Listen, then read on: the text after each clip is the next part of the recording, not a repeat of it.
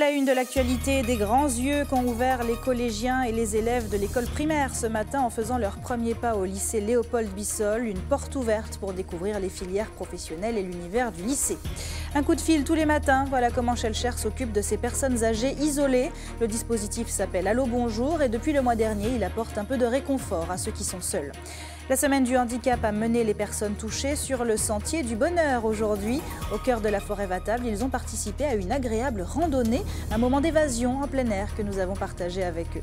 Enfin, c'est un tout petit club qui veut devenir grand et qui s'en donne les moyens. Au Cajade de Saint-Joseph, les sportifs sont des battants et tout leur entourage les soutient. Résultat, de jolis palmarès, même sur la scène nationale. Et notre invité sera Siliane Larcher, vous le voyez, auteur de L'autre citoyen, une réflexion sur l'application de l'idéal républicain aux Antilles après l'esclavage. Bonsoir à tous, très heureuse de vous accompagner pour cette heure d'information. On démarre tout de suite avec ces quelques images d'un accident pour le moins violent sur la rocade, dans le sens Shellshare-Lamentin à hauteur du radar. Un accident sans gravité, heureusement, sauf pour la voiture, dont le conducteur a visiblement perdu le contrôle. Seule véritable conséquence, un gros embouteillage ce matin, comme le montrent ces images signées Daniel Sainte-Rose. Dans un instant, vous verrez cet embouteillage impressionnant qui a donc marqué tous ceux qui tentaient de partir au travail, puisque c'était ce matin entre 9h30 et 10h. Coup de sang maintenant à la fourrière départementale cet après-midi. Depuis le 29 janvier dernier, une partie des salariés est en grève pour réclamer entre autres la réintégration d'un collègue licencié. Un mouvement qui n'a rien de cordial. La direction dénonce le comportement agressif des grévistes. Aujourd'hui, 7 cars de police sont intervenus avec un huissier pour permettre à l'employeur d'accéder au site et liquider les 31 000 € d'astreinte que la direction réclame à la CSTM. Écoutez Bertrand Cambusi, secrétaire général de la CSTM, il répond à Louis Sabas. Suite à l'échec des négociations ce matin, les employeurs ont laissé la table des négociations et n'ont pas pris date de retour à la table des négociations. Mais nous avons vu arriver ici à la fourrière pas moins de 7 fourgons de police arriver sur place avec le patron. Et je peux dire qu'aujourd'hui, ces jeunes travailleurs qui ont en moyenne entre 23 et 26 ans, qui fait des heures considérables et qui ne sont pas payées, nous disons que nous sommes dans une forme d'esclavage moderne et que nous ne pouvons pas supporter ça et qu'aucune pression, je dis bien qu'une pression, nous n'avons pas cédé à la pression, maintenant l'État fera ce qu'il veut, nous allons prendre notre responsabilité. En tout état de cause, nous nous préparons à toute éventualité. Et dans ce contexte tendu où le monde du travail, où des grèves surgissent de partout, où la crise économique n'épargne finalement personne, il est d'autant plus capital pour les jeunes de bien choisir leur orientation. Pour susciter des vocations, le lycée professionnel Léopold Bissol a ouvert ses portes aux collégiens et aux élèves d'école primaire. Jusqu'à demain, ils se mettent dans la peau de lycéens et découvrent certains apprentissages, charpentiers, peintres en bâtiment, cuisiniers également, de quoi réfléchir à un futur métier et mieux appréhender les filières professionnalisantes. Le reportage d'Océlia Cartès avec Guillaume Bacoul. Marouflé, mettre à niveau, bardage, les élèves du lycée professionnel Léopold Bissol ont dû apprendre à adapter leur vocabulaire. Sur cette première journée, plus d'une centaine d'enfants avaient fait le déplacement, un moyen de démystifier les a priori portés sur la filière professionnelle. Je vais mettre la colle et après je vais coller sur le mur. T'as compris? J'ai pris la mesure avant et après je vais... Comment faites-vous savoir si avec le niveau. Là, c'est droit. Pour Jordan, élève en section aménagement finissant du bâtiment, participer à une journée de ce type l'encourage à persévérer un peu plus dans sa voie. Ça m'a fait plaisir de donner des conseils, surtout pour leur avenir futur. Et puis, c'est un métier très intéressant. Il faut avoir beaucoup de patience, il y a beaucoup de maths dedans, tout ça. Il faut être très concentré, il faut être sûr de soi aussi. Depuis de nombreuses années, l'établissement organise ce type de manifestation. Miser sur la sensibilisation des plus jeunes est une bonne occasion d'entrevoir les aspects pratiques de l'enseignement. Dès le primaire, il faut habituer les jeunes, les enfants, à voir les jeunes travailler dans le domaine professionnel. Si on le fait au collège en 3e, c'est un peu tard. Dans quelques années, on aura plus de candidats pour les sections professionnelles. Fini des clichés, l'exercice a suscité des vocations. Ça m'a donné des idées, je voudrais être cuisinier plus tard. J'aurais pas avec des idées plein la tête, mais pas vraiment de réponse à mes questions. Faut mieux commencer à apprendre comme ça que d'apprendre en apprenant toujours à répétition les mathématiques et le français. Au final, des passerelles entre ces milieux scolaires ont été créées. Le lycée Bissol en pleine mutation prévoit entre autres de féminiser un peu plus son profil d'élève. Le bac pro, aménagement de l'espace architecture, en cours de création, pourrait en être la clé. Nous sommes en pleine semaine du handicap. Depuis lundi, tous ceux qui vivent avec une cécité sont mis à l'honneur. Aujourd'hui, le comité de randonnée martiniquaise leur a proposé une journée en plein air, un moment de répit et d'évasion en plein cœur de la forêt Vatable aux Trois-Îlets. Océlia Cartès et Guillaume Bacoul les ont suivis. 13 km à pied, ça use, 13 km à pied. Ça use des souliers. Opération réussie pour cette excursion en pleine nature des personnes en situation de handicap. En cette fin de matinée, la bonne humeur se lisait sur les visages. J'ai passé une bonne journée, impeccable comme d'habitude. Qu'est-ce que tu as eu l'occasion de faire? De visiter. J'ai fait le kayak, après j'ai fait un nonnet et puis le ballon là. Botia. C'est des journées comme ça que vous redemandez assez souvent? Oui. Propulsée par le comité de randonnée de la Martinique, la manifestation a rassemblé près de 200 participants. L'objectif de valoriser les potentialités des personnes en situation de handicap reste une priorité de tous les instants. C'est à chaque fois la même chose, des gens qui sont chargés d'émotions, parce que c'est des gens par exemple qui se trouvent dans des milieux où ils n'ont jamais l'occasion d'aller justement par rapport justement à leur situation.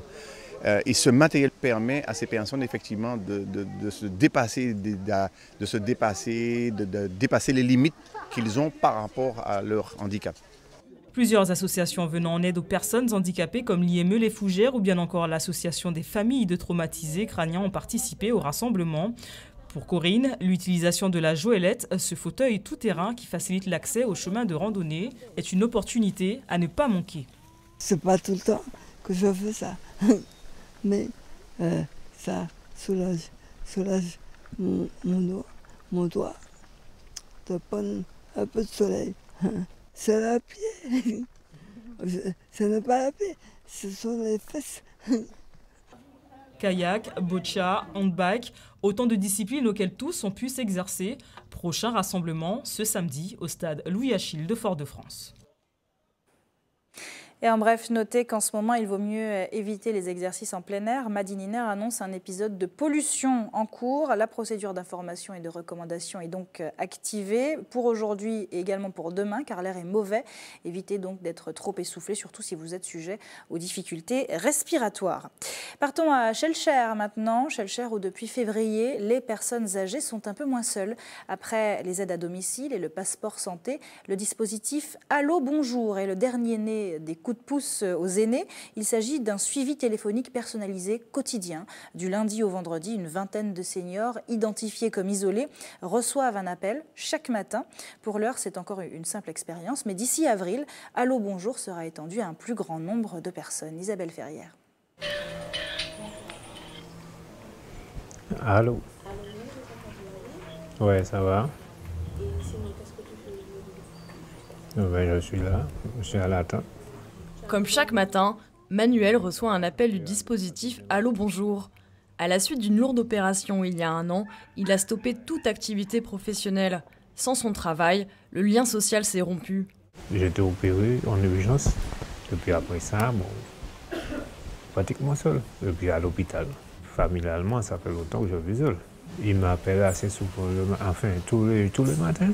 Donc pour moi, ça fait du bien, pas à moi seulement, aux autres aussi. Marie-Élise Florentini à l'appareil. Oui, c'est bien moi. Comment ça va depuis ce matin? Ce sont des bénévoles, tous retraités, qui passent ces appels téléphoniques. Au préalable, ils ont suivi une formation pour mener ces échanges et gérer cette population en souffrance. En moyenne, les conversations durent 10 minutes. Je leur demande de leurs nouvelles, comment ils ont passé la nuit, et qu'est-ce qu'elles ont prévu pour la journée, et s'il n'y a rien à signaler, afin de pouvoir transmettre, s'il y a un besoin, à la direction des affaires sociales. L'objectif premier est de sortir ces seniors de l'isolement, mais il s'agit aussi de détecter d'éventuelles situations de détresse. Si c'est le cas, le médecin de l'équipe est dépêché sur le terrain. Depuis février, 6 interventions ont eu lieu. Le cas d'une personne qui pleurait souvent au téléphone. Donc systématiquement, quand les bénévoles l'appelaient, elle pleurait. Donc je me suis rendue sur place avec un agent du service social. Et en fait, elle nous a expliqué qu'elle se sentait déprimée parce qu'elle n'avait que sa petite fille et qu'elle n'avait aucune nouvelle. Et donc nous avons appelé cette petite fille et elle a compris, nous lui avons expliqué et elle prend soin d'appeler son arrière-grand-mère 2 fois par semaine. Ils sont une vingtaine à bénéficier de ce suivi personnalisé, identifié en amont par les services sociaux. Cette action sociale s'inscrit dans une politique globale de bien-être des seniors. 20% des habitants de Schœlcher sont âgés de plus de 60 ans. D'autres prestations ont été mises en place. Je pense notamment à la prestation qui consiste à offrir à travers un passeport santé la possibilité de pratiquer toute une série d'activités de nature sportive, de nature culturelle, de nature citoyenne, avec pour objectif de créer des rendez-vous réguliers avec la population. Cet engagement en faveur des aînés a été labellisé par le ministère de la Santé. C'est la seule commune de l'île à posséder ce titre. Une commune qui a donc débloqué un budget total de 150 000 € pour accompagner ces personnes âgées de manière générale. Partons maintenant en Guadeloupe. Le service public de l'eau y est en pleine restructuration. Depuis le 1er mars dernier, plusieurs agents de la Générale des Eaux ont été transférés au tout nouveau syndicat intercommunal d'alimentation en eau et d'assainissement. Une nouvelle structure, mais avec des équipes déjà bien rodées sur du matériel déjà existant, des usines d'eau potable que la direction du tout nouveau syndicat est donc allée visiter cette semaine. Linda Kayarsi les a accompagnés. Première étape de la visite de terrain, Cap Esterbello. Ici, une conduite principale d'alimentation en eau a été endommagée par cette pelle mécanique. Conséquence immédiate, fermeture de la conduite et des usagers d'une dizaine de communes privées d'eau. On devra complètement couper ici, démonter parce que vous avez un coude ici, puisque la conduite n'est pas loin, et mettre un autre coude et raccorder le plus rapidement possible pour que la population ait de l'eau au niveau de la Grande Terre, enfin à partir d'ici jusqu'en Grande Terre, jusqu'à Saint-François. Il faudra attendre que les réservoirs soient remplis. Il faudra sans doute couper d'autres zones pour permettre d'aller plus vite et de réalimenter en eau les zones les plus touchées très vite. Mais les conséquences sont déplorables et détestables. Et c'est là qu'on a vraiment des progrès à réaliser ensemble. Si ici, les réparations sont du ressort de la Générale des Eaux dans cette usine de traitement d'eau potable. À quelques kilomètres de là, c'est avec le syndicat intercommunal d'alimentation en eau et d'assainissement de la Guadeloupe et ses nouveaux agents qu'il faut désormais compter. Joël et Louis travaillent à l'usine Moustique depuis plus de 20 ans. Depuis le 1er mars, ils ne sont plus agents de la Générale des Eaux, mais du SIAG. Un transfert de personnel et d'activité de la Générale des Eaux au SIAG qui résulte d'un protocole d'accord signé en décembre dernier après plusieurs jours de grève. Pour nous, rien n'a changé parce qu'on a toujours travaillé à l'usine, on est à l'usine. Forcément, c'est pour ceux qui doivent quitter peut-être un site et se déplacer qui sentent le changement, mais nous, tous les matins, j'arrive ici, je fais les mêmes choses. Donc pour moi, c'est sur le papier le changement, mais on verra ça peut-être avec le temps, s'il y a vraiment quelque chose qui va changer ou s'améliorer. On pense toujours à l'amélioration des choses, quelque part. Aujourd'hui, c'est 119 salariés de la Générale des Eaux qui ont été transférés vers le syndicat intercommunal dans des conditions et un calendrier précis. Ce transfert-là sera poursuivi dès le 1er avril par une cinquantaine de personnels qui, eux, s'occupent de la distribution d'eau et tout ce qui est collecte et traitement d'eau usée. Et se terminera au plus tard le 1er juillet avec les personnels qui s'occupent de tout ce qui est relation avec le client.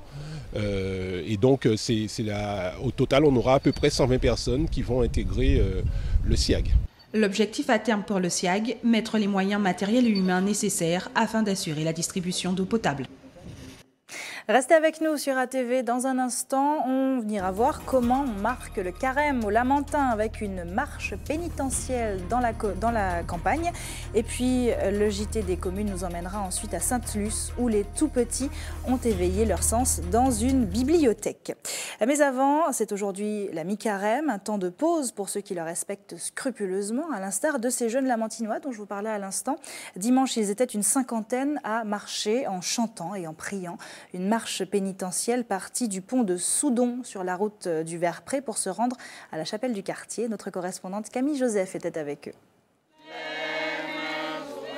Durant près de 2 heures, l'ambiance au sein du groupe est au recueillement total sur tout le chemin. Différentes haltes sont prévues au cours desquelles des textes sont lus et commentés. 2 jeunes vont nous lire cet extrait de l'Épître de Saint Paul. Nous avons choisi pour cette année de lire des textes autour de l'amour, comment aimer son prochain et comment aimer Dieu.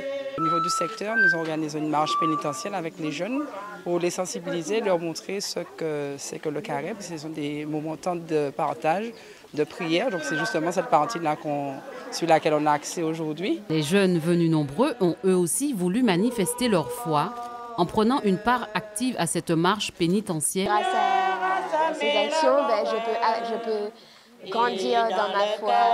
C'est le service que j'aurai à l'église. C'est marcher dans les pas de Jésus. Alors, le roi dira à ceux de droite, « Venez les bénis de mon Père, recevez en héritage le royaume qui vous a été préparé. » Ils se sont quittés un peu après 17h en se donnant rendez-vous sur d'autres lieux de prière tout au long de cette période de carême.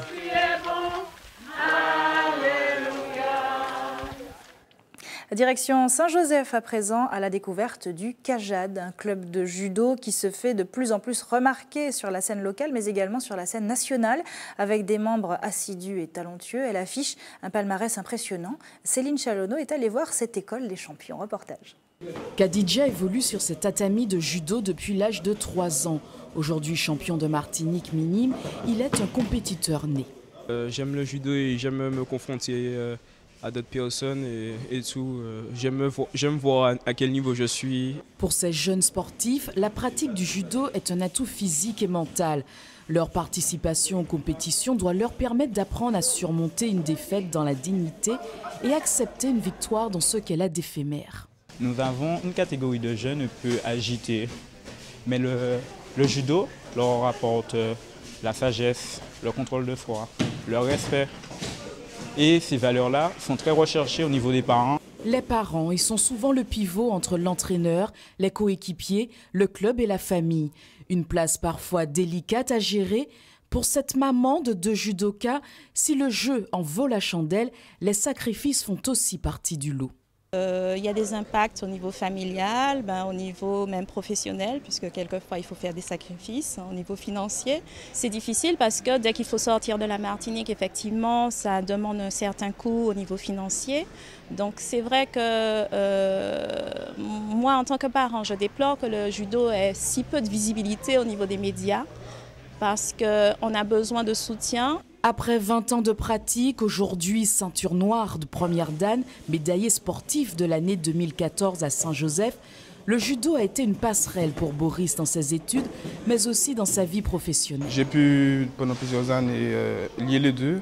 On a accédé au pôle Esport en Martinique. Et lorsque je suis parti faire mes études en France, en continuant au niveau universitaire, j'ai pu faire champion universitaire l'année dernière. Du côté travail, pour voir... Le judo m'a apporté une certaine méthodologie. Bilan positif et encourageant pour la présidente, même si la plus grosse charge reste celle du financement. L'objectif, en tout cas, du conseil d'administration du Cajad, c'est de pouvoir amener nos jeunes sur les podiums au niveau national. Et pour cela, donc, nous organisons, puisque de toutes les manières, c'est vrai que les subventions ne sont pas suffisantes, donc on organise avec l'aide des parents, puisque ce sont des parents qui sont des bénévoles et qui, avec nous, on organise d'autres activités qui nous permettent de pouvoir récupérer des fonds. Donc nous sommes à la recherche de sponsors, naturellement, privés. Parcours prometteur pour ces jeunes du Cajad qui se distinguent lors de nombreux tournois départementaux, mais surtout nationaux. Jetons maintenant un œil sur notre passé. En 1848, l'abolition de l'esclavage a ouvert une nouvelle ère pour nos ancêtres, celle de la citoyenneté. Ce mot était-il vraiment adapté à leur situation? Étaient-ils vraiment des citoyens? C'est la question que s'est posée Siliane Larcher. Pendant 384 pages, cette philosophe et politiste s'est interrogée sur l'application de l'idéal républicain aux Antilles après l'esclavage. Un livre intitulé « L'autre citoyen » dont on parle avec elle ce soir. Bonsoir Siliane Larcher. Bonsoir. Merci beaucoup d'être avec nous. Alors, le dictionnaire nous dit qu'un citoyen, c'est une personne qui jouit dans l'État de droits civils et politiques. Et alors, l'autre citoyen, qu'est-ce que c'est? En l'occurrence, en 1848, les affranchis antillais ont joui de l'égalité civile et politique, des droits civils et politiques, mais ils étaient soumis à un régime général législatif qui était dérogatoire par rapport à celui qui était applicable en métropole. Autrement dit, ici, les gens votaient comme en métropole, mais les lois appliquées dans l'Hexagone n'étaient pas applicables aux Antilles. Donc c'est un régime d'exception sous lequel ils étaient placés. Alors dans ce livre, vous nous parlez donc de cette contradiction, celle de l'idéal républicain et de son application chez nous, qui du coup n'est pas du tout la même. Étienne Balibar, qui a écrit votre préface, dit de cet ouvrage qu'il est magnifique de précision, d'originalité et de courage. Pourquoi fallait-il être courageux pour écrire ce livre et pour aborder ce thème? Précisément parce que mon travail remet en cause une forme de catéchisme qu'on apprend en classe sur la citoyenneté française, c'est-à-dire sa dimension universaliste. Autrement dit, l'idée selon laquelle nous sommes tous égaux, abstraction faite de nos origines, de la race, de la religion, etc. Or, quand on analyse la trajectoire de la citoyenneté aux Antilles, donc dans la marge coloniale, on se rend compte que la situation coloniale révèle des tensions de cet idéal et, en l'occurrence, nous met face à un lien entre droit, citoyenneté et aussi une dimension ethnique de l'appartenance à la nation. La citoyenneté est plus que jamais au cœur de l'actualité, en France de manière nationale. Est-ce que c'est aussi, du coup, ce livre, plus qu'une réflexion sur le passé, une réflexion aussi sur le présent? Est-ce que ça vous a permis de voir le présent différemment? Est-ce qu'il y a un... Oui, c'est une réflexion qui plonge dans le passé pour comprendre finalement l'imagination politique qui travaille la citoyenneté en France dans la longue durée.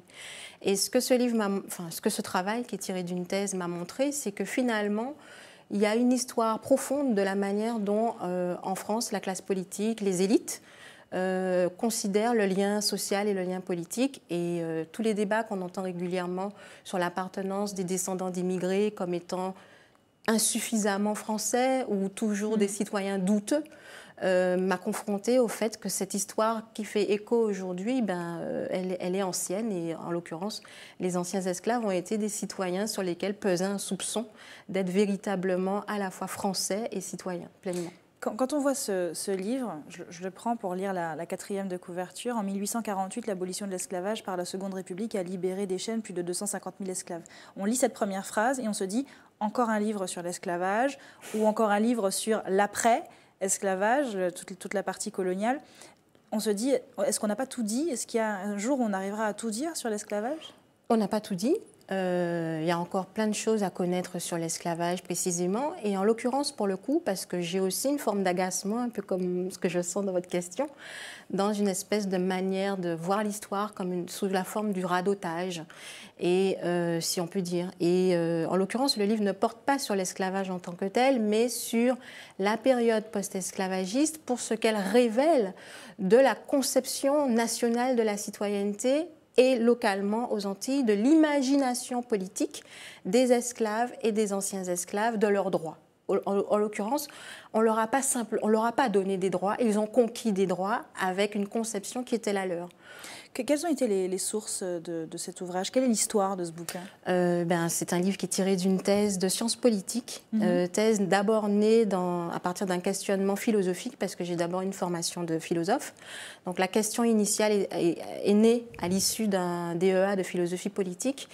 Mais je me suis rendu compte très très rapidement que pour explorer la question qui était la mienne, il fallait que j'ai prise avec du concret, et en l'occurrence avec les données historiques, et les données historiques sont les archives, d'où le fait que j'ai laissé la philosophie politique pour la science politique et que j'ai cherché à batailler avec des archives officielles, mais pas seulement, un corpus assez hétérogène me permettant de retracer à la fois la pensée d'État de la citoyenneté en métropole, enfin dans l'Hexagone, mais on est en période coloniale, donc c'est la métropole, et puis aux Antilles, pour essayer de reconstruire de façon parcellaire, l'imagination politique des anciens esclaves. C'est-à-dire, comment voyaient-ils leurs droits, comment se considéraient-ils comme étant des personnes ayant des droits qu'ils n'avaient pas eus en étant esclave avant 1848. Merci beaucoup, Siliane Larcher, d'avoir été avec nous. Je rappelle donc le titre de cet ouvrage. Je peux signaler que demain, je fais une conférence à l'invitation du comité Devoir de mémoire de la Martinique à l'Atrium à 18h30. Donc j'attends les personnes curieuses et intéressées à venir m'écouter, parler de mon livre. Et ceux qui l'auraient déjà ou qui voudraient l'acheter pourront venir avoir une dédicace dès 18h. Je serai présente là-bas. Merci beaucoup. Voilà, l'autre citoyen, c'est donc Siliane Larcher. Merci beaucoup d'avoir été avec nous. Nous sommes jeudi, ce soir, Terre d'Artistes revient à Sainte-Marie. On ira découvrir l'habitation Saint-James qui fête ses 250 ans et pour l'occasion, elle accueille un artiste par mois. En mars, c'est Yveline Serenus. Et puis on s'intéressera également aux Zion B-Boys, un groupe de jeunes danseurs urbains qui s'inspirent de pas de belay et de l'adja pour martinicaniser sa danse. Tout cela, ce sera ce soir à 20h. Extrait.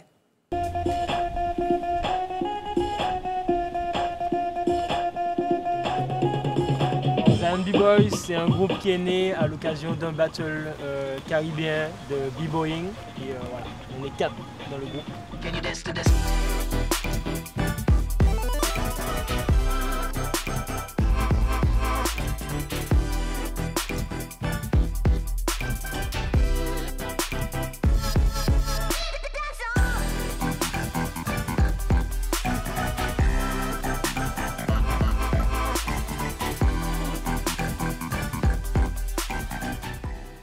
Voilà, Terre d'Artistes, c'est donc à 20h, juste après la tranche info. C'est l'heure de notre coup d'œil quotidien sur vos quartiers. Tout de suite, le JT des communes.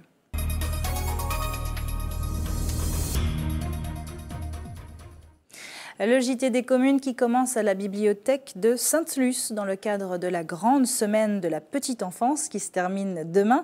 Les tout-petits ont fait leur premier pas dans le monde des livres. L'occasion pour eux de découvrir les joies des images et des pages. La vue et le toucher sont donc sollicités comme tous les autres sens car pour cette semaine, tout est fait pour éveiller les bambins. Parcours sensoriel, peinture, apprentissage de l'anglais. Un apprentissage mené par une assistante maternelle qui invite les parents à partager des moments de complicité avec leurs enfants en les faisant découvrir leur environnement. Le reportage de Louis Sabas.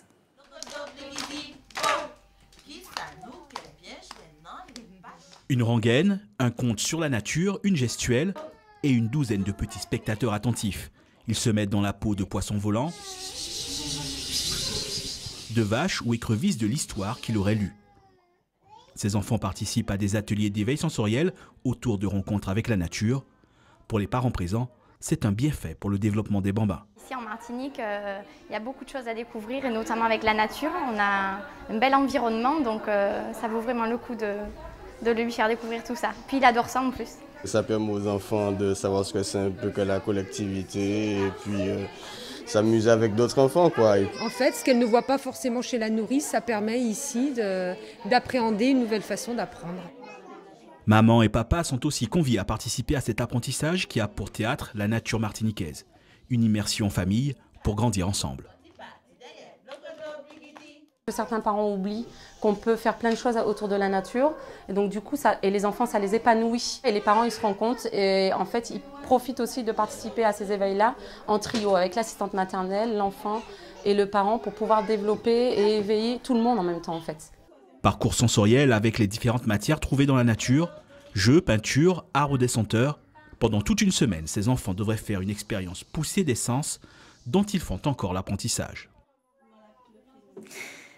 Attention, travaux cette nuit dès 21h. La circulation sera interrompue sur la rocade au niveau de la bretelle de sortie de la maternité, dans le sens Lamentin-Schellcher de 21h à 1h du matin et dans le sens inverse, Schellcher-Lamentin de 1h à 5h du matin. Surtout, respectez bien la signalisation.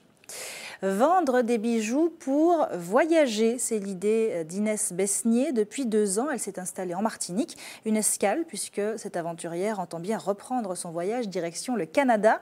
Pour le financer, elle fabrique des bijoux en papier fou, une technique très originale dont elle vend le produit sur les marchés et sur Internet, où elle raconte également son aventure à travers un blog. Son nom de Route en Roots, un jeu de mots qui a piqué la curiosité d'Hubert Bornil et Michelet François. Un cadre magnifique qui inspire le voyage. Justement, ça nous permet d'aller à la rencontre d'Inès qui propose un concept de route en route. Elle propose des bijoux à partir d'un papier, un papier qui s'appelle le papier fou. Regardez. C'est à partir d'un procédé assez original que cette jeune femme réalise ses bijoux. Cela s'appelle le papier fou. J'utilise ce papier qui est au début fin comme du papier calque. Je fais mes dessins dessus avec des feutres un petit peu spéciaux, des feutres qui permettent de vraiment fixer la couleur. Donc j'ai par exemple ce résultat-là, une fois avoir dessiné. Et puis cette matière qui est très souple au début va être cuite au four. Et après en cuisant, ça va vraiment rétrécir et se rigidifier. Donc vous voyez, ce dessin-là va obtenir celui-ci une fois que ça va être cuit. Et par exemple là, je commence à dessiner des petites feuilles et puis une fois que j'ai le motif, je vais le découper, le faire cuire et puis je vais obtenir quelque chose comme ça. Inès est une aventurière dans l'âme et avec son ami, ils ont trouvé là le moyen de se payer un long voyage au Canada. On veut traverser le Canada vraiment d'est en ouest jusqu'à Vancouver. Et du coup, c'est nos petites créations ici qui nous permettent de financer un petit peu tout ça. Donc on vend nos créations sur les plages de la Martinique. C'est ainsi que le concept de route en route a vu le jour. C'est un petit jeu de mots avec donc la route qui fait allusion au voyage, le fait qu'on va beaucoup bouger. On compte acheter un van en fait pour traverser le Canada. Donc c'est ce qui va nous permettre de nous déplacer tout le long du voyage, donc la route. Et puis route qui fait allusion plutôt aux racines. Les racines parce qu'on veut s'immerger dans les cultures de chaque pays qu'on visite. En attendant, ces bijoux sont proposés à la vente sur les plages du Sud, notamment aux Salines. Sinon, elle accepte aussi de se déplacer sur certains salons. Si tu comprends mes rêves et mes délires, ces instants de vie que je respire, I love you. En fait, le fait que ce soit un petit peu rugueux, ça permet de faire adhérer vraiment le marqueur aussi. Très bien. Voilà, on a découvert l'univers magique, on dira presque, de Inès. Et n'oubliez pas son blog de route en route. Voilà, c'est toute une histoire. Vous pouvez d'ailleurs consulter son blog de voyage et récits d'aventure sur Internet. Voilà pour notre aventurier à nous, Hubert Bornil, avec Michelet François. C'est la fin de cette édition locale et communale. Merci à tous de l'avoir suivi. Ne bougez pas dans un instant, on reste tout près de vous avec Anche Pays. À tout de suite.